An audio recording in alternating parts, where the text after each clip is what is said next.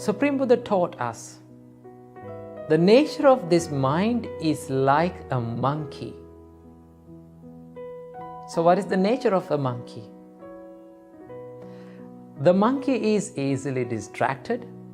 Monkey does not stay at one place. It runs through here and there.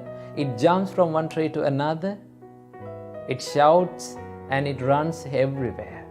It is easily distracted and disturbed.